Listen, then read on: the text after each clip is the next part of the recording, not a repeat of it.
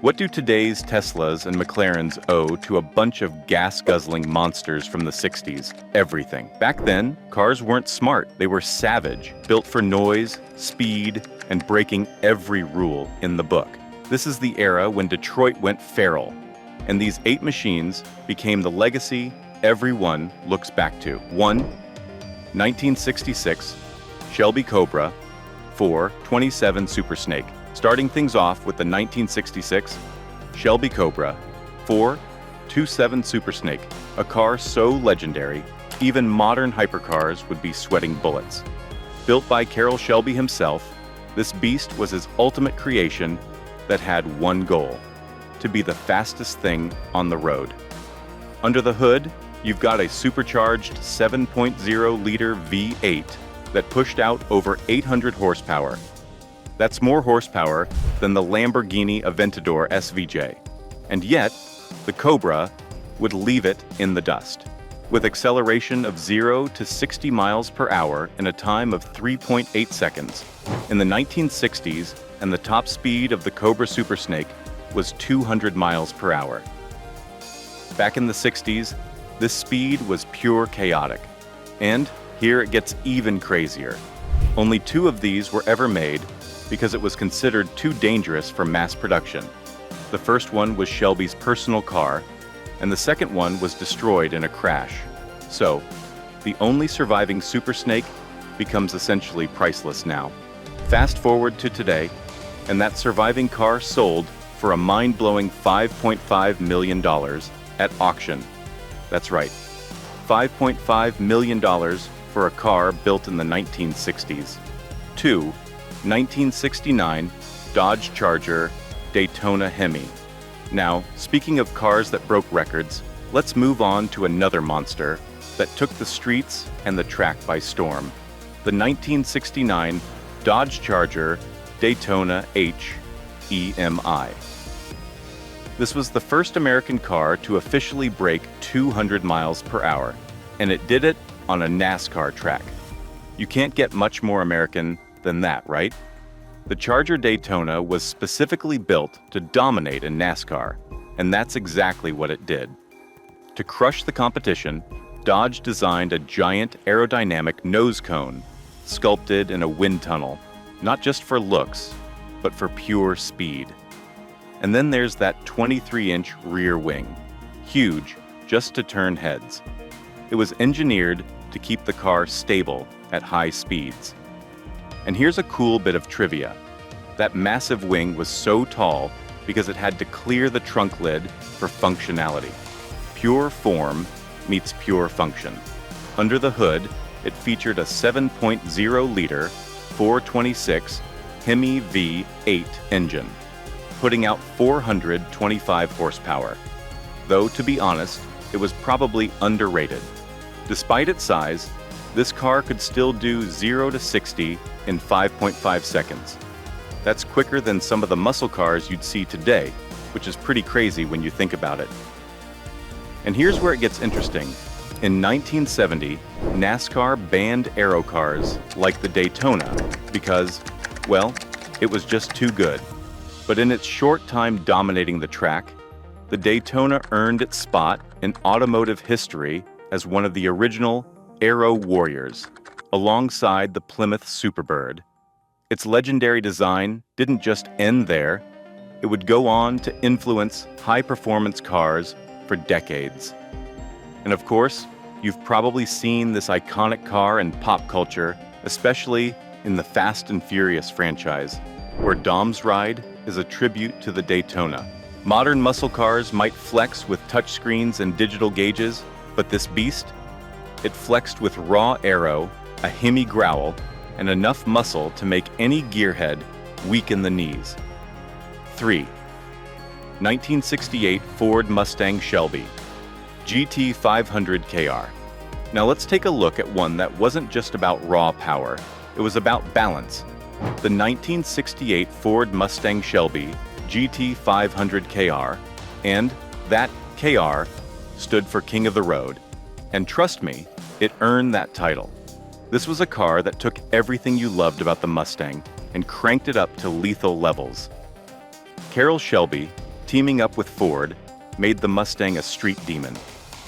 Under the hood is the legendary 428 Cobra Jet V8, which was officially rated at 335 horsepower.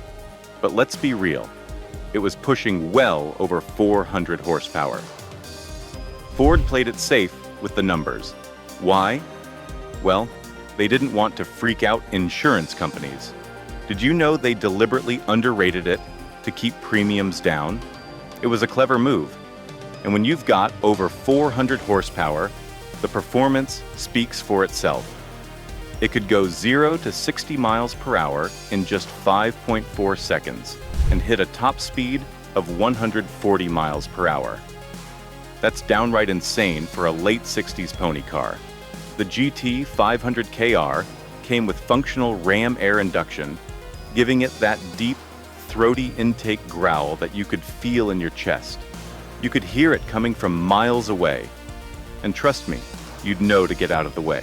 But the real highlight was a drag-stripped Dominator, a weekend warrior's dream. It had fiberglass body panels to cut weight and look aggressive as hell. And while most muscle cars back in the day were pure straight-line monsters, the GT 500 KR was different. It had performance and comfort. Power steering, air conditioning. This beast could be driven every day and still tear up the track when needed. What made this car even more special was that it was only produced for 1 year, making it that much more legendary. It bridged the gap between a daily driver and a full-blown street racer. 4. 1969 Chevrolet Camaro ZL1. Now, we've seen some of the most iconic speed demons, but let's talk about a car that flew under the radar, literally. The 1969 Chevrolet Camaro ZL1 was all about pure, raw power hidden beneath a very unassuming exterior. Only 69 of these were ever made, making it rarer than some supercars. And trust me, that rarity is part of what makes it legendary. On the surface, it might have looked like your typical Camaro, but when you popped the hood, that's when the magic happened. Under there was an all-aluminum 427 V8, originally built for Can-Am racing. This engine was officially rated at 430 horsepower, but when they dyno tested it, the numbers came in well over 500 horsepower. The ZL1 could go from 0 to 60 in 5.2 seconds, and its top speed was around 150 miles per hour. Those numbers were enough to give modern muscle cars a run for their money. But this car wasn't just built for show. It was part of Chevrolet's secret COPO program, Central Office Production Order, which was basically a loophole that let them sneak race parts into regular cars. And because of that, it was so expensive that many dealers didn't even want to sell them. To even get your hands on one, you had to know someone. This wasn't a car you'd find just anywhere. Despite being aimed at drag racing, the ZL1 was street legal. It didn't have power steering or AC. Everything was stripped out to keep it light and fast. Fast forward to today, and a ZL1 in good condition can fetch $1 million or more at auction. And the modern-day ZL1 Camaro traces its name and its attitude directly back to this beast. Built in secret, sold to the bold, this was the ultimate factory hot rod, made to dominate the quarter mile and to look good doing it. 5. 1969 Plymouth Roadrunner 426 HEMI. If you ever needed proof that a car could be fast without being fancy, the 1969 Plymouth Roadrunner 426 HEMI is that legend. It sat on Plymouth's B-body platform and came in a few versions: hardtop, coupe, or convertible. But no matter which one you picked, the idea was the same. Keep it simple, keep it cheap, and make it fast. Bench seats, rubber floor mats, barely any trim. Everything was about cutting weight and cutting cost. Plymouth wasn't trying to make a comfortable cruiser. Rather, he wanted a street brawler. Under the hood was all the show. The 426 HEMI 5.8, a monster of an engine, pushed out 425 horsepower and 490 pound-feet of torque. With two 4-barrel carbs and a high compression setup, it was one of the nastiest engines of its time. It could hit 60 miles per hour in just over 5 seconds and tear through the quarter mile in the low 13s. This thing wasn't just quick, it was scary fast for its day. And it wasn't all straight-line speed either. The Roadrunner could top out at 140 miles per hour, which was serious business in the 60s.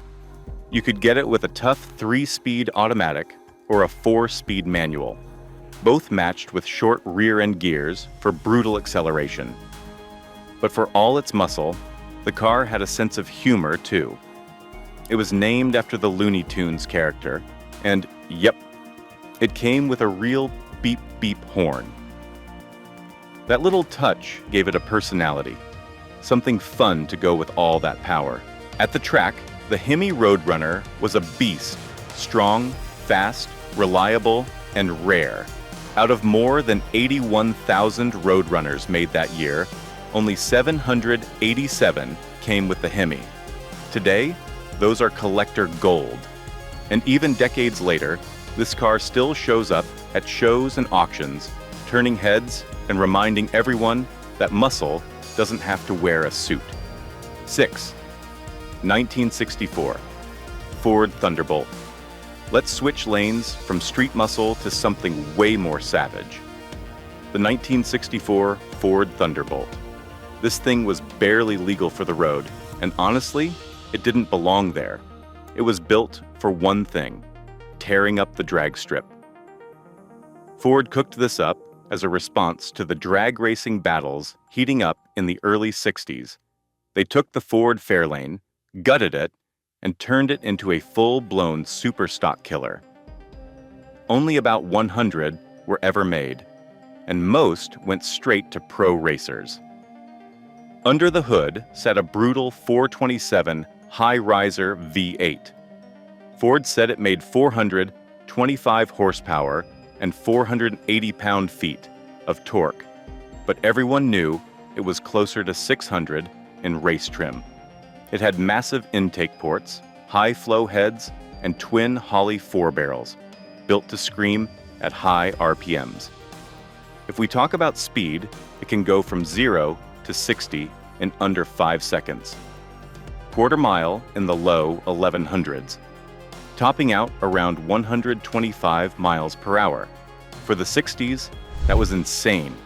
What made it even crazier was how far Ford went to cut weight. Fiberglass fenders, hood, doors, and bumpers. The interior was stripped bare, and they even tossed the battery in the trunk for better balance. All this brought the weight down to around 3,200 pounds. Light for the kind of punch it packed. Because so few were made, the Thunderbolt's basically a unicorn now, built with one job in mind, and it did it better than almost anything else in its day. It wasn't pretty, it wasn't comfy, but it was fast as hell and meant business. 7. 1967. Lamborghini Miura P400S. Now let's shift from raw muscle to something that changed the game completely. The 1967 Lamborghini Miura P400S. It was art on wheels, and for a lot of people, it was the first car that truly felt like a supercar. The design came from Marcello Gandini, who was only 27 when he pulled this off. The guy set the blueprint for what supercars would look like for decades. The Miura brought the mid-engine layout to the streets, something that would become the standard for high-performance cars from that point on. Powering it was a 3.9-liter V12, naturally aspirated and mounted sideways. Right behind the seats, it pushed out 370 horsepower, and yeah, it moved. 0 to 60 in 6.7 seconds. top speed around 170 miles per hour. Even the name had an attitude. Miura came from a famous breeder of fighting bulls in Spain. And the design? The headlights had these little eyelash details, and the whole body just flowed like sculpture. It looked exotic, expensive, and totally untouchable. The inside wasn't exactly comfy. Tight cabin, loud engine, it ran hot. But no one cared. This was one of those cars where you forgave everything the second you saw it. It sat so low to the ground, you'd worry about running over a speed bump and losing half the car. Celebrities loved it too. Steve McQueen, Miles Davis, Rod Stewart. If you were a legend in the 60s or 70s, odds are you either drove one or wanted one. The Miura had that kind of pull. This wasn't just Lamborghini showing off. It was them flipping the bird to Ferrari's old school ways. And today, a Miura P400S will run you anywhere from $2 to $3 million, easy. And that number's only going up. 8. 1962, Ferrari 250 GTO. Now we're stepping into legend territory. The 1962 Ferrari 250 GTO. If the Miura was Lamborghini kicking the door down, the 250 GTO was Ferrari calmly owning the room with nothing left to prove. This thing was built for one reason, to win races. And not just any races, GT championships. Ferrari made it street legal, but just barely. It was raw, loud, and totally focused. Under the hood sat a 3.0-liter Colombo Feed 12, pushing out 300 horsepower. 0 to 60 in 5.4 seconds. Top speed of 158 miles per hour. And get this, Enzo Ferrari personally picked who got to buy one. You couldn't just throw cash at it. If he didn't like your vibe, you weren't getting a GTO. That's how serious this car was. The 250 GTO wasn't built by just anyone either. It was the result of a dream team, Colombo, Bizzarini, Scaglietti. They nailed the balance, handling, and aerodynamics so perfectly, it often beat higher horsepower cars on the track. It won the FIA GT World Championship 3 years straight, 62, 63, and 64, and left a trail of trophies behind it. Inside, it was bare bones. Just metal, gauges, and a wheel. Enough to get the job done and nothing more. It was a race car after all. And in case you're wondering if it held up over time, yeah, it did. In 2018, one sold for $70 million, making it the most expensive car ever sold. It's still track capable, still gorgeous, and still untouchable. That long hood, short deck, and round nose. Iconic. The 250 GTO isn't just a car. It's a piece of art with a racing soul, painted in Ferrari red and etched into history. The 8 legends we've looked at were built with guts, grit, and gasoline. From the brute force of the Cobra Super Snake to the sleek precision of the Miura, these cars didn't just go fast. They meant something, and their DNA still runs through every modern supercar and muscle machine. No fancy tech, no simulations, just raw talent and a burning need to be the best.